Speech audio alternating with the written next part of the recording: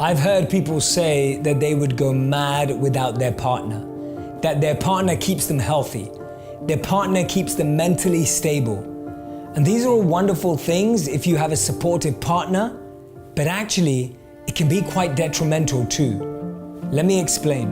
It's great if they help us with our health and happiness, but the truth is, that's our responsibility first. It's easy to depend on someone else for our own needs. We don't have to take responsibility. We don't have to grow, we don't have to focus. It's like outsourcing our own well-being. The challenging thing is, we can't guarantee that they're always going to be there, which means if they move further away, we move further away from our own well-being. We have to learn to carry ourselves. If we over-depend on others, they'll drop us quicker than they picked us up.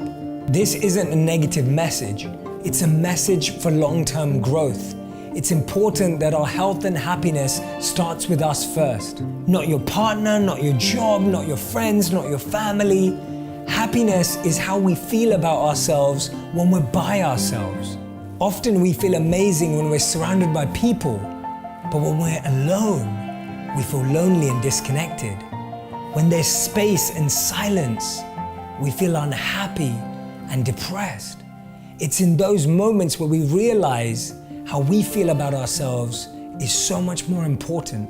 It's been famously said, don't depend on anyone too much in this world because even your own shadow leaves you in the darkness. There are people that are always there for you in the dark times and the good times. Recognize them, acknowledge them, and express gratitude, but don't depend on them wholeheartedly. And the way to know whether you're over-dependent is when your dependence drains the other person's time and energy.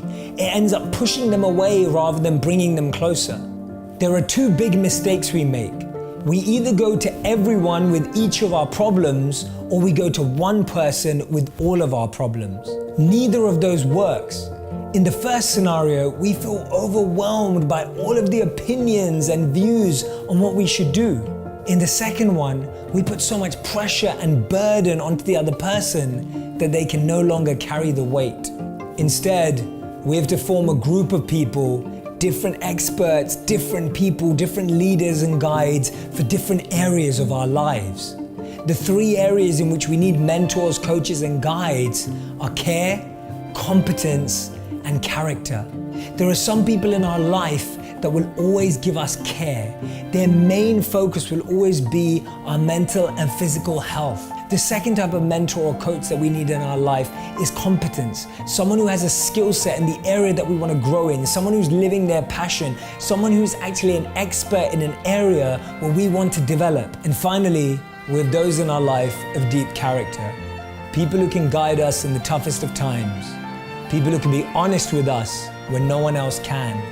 And people who can share their truth with us when we're at our biggest and most challenging moments.